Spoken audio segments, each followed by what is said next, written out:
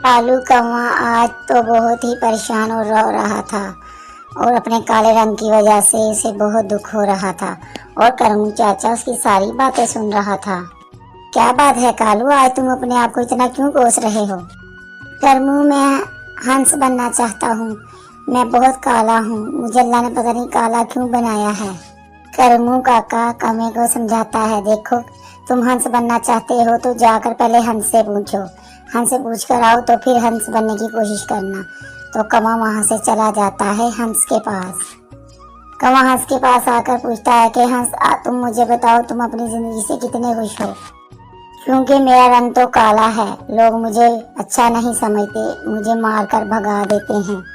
तो हंस उसे बताता है कि देखो कौवे, तुम बहुत अच्छे हो, मेरी सारी जिंदगी इन तालाबों में गुजर जाती है और लोग मुझे पत्थर मारकर उड़ा देते हैं, मेरी बस इतनी ही जिंदगी है।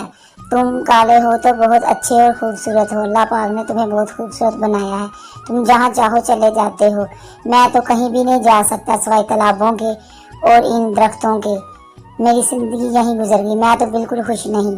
मैं सोचता हूँ कि मैं तोता बन जाऊँ, क्योंकि तोते की जिंदगी मुझे बहुत बेहतर लगती है, वो घरों में भी रह सकता है और लोग उसे बहुत पसंद करते हैं। तुम ऐसा मत सोचो कि तुम काले हो। कौवा थोड़ी देर के लिए सोचकर अब वो तोते के पास चला जाता है। कालू कौवा तोते के पास आकर उसे कहता है कि तुम बहुत खूबसूरत हो, तुम्हें लोग बहुत प्यार करते हैं, इंसान तुम्हें अपने घरों में रखते हैं, तो मैं तुम्हारे जैसा होता काश।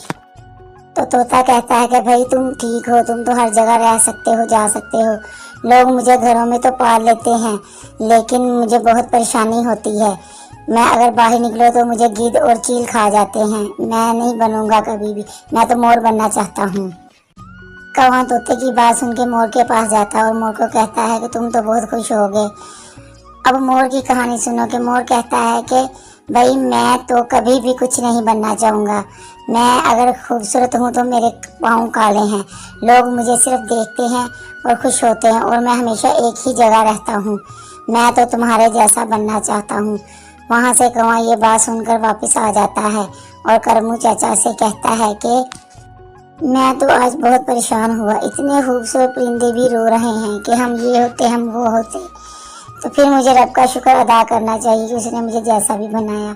करमू चाचा ने उसे समझाया कि रब ने तुम्हें बहुत खूबसूरत बनाया है, काला और सुरमई, तुम्हें रब की नेमतों का शुक्र अदा करना चाहिए, कभी भी रब की नेमतों को नहीं झुठलाना चाहिए। इस कहानी का मतलब ये है कि कभी भी किसी को देखकर अपना मुंह लाल नहीं करना चाहिए और रब का शुक्र अदा करना चाहिए, क्योंकि रब ने हर चीज़ को खुद बनाया है और रब बेहतर जानता है। कौवे ने ये बात सुनकर अब ये तहिया कर लिया कि मैं जैसा भी हूँ बहुत खुश हूँ, अल्लाह का शुक्र अदा करता हूँ।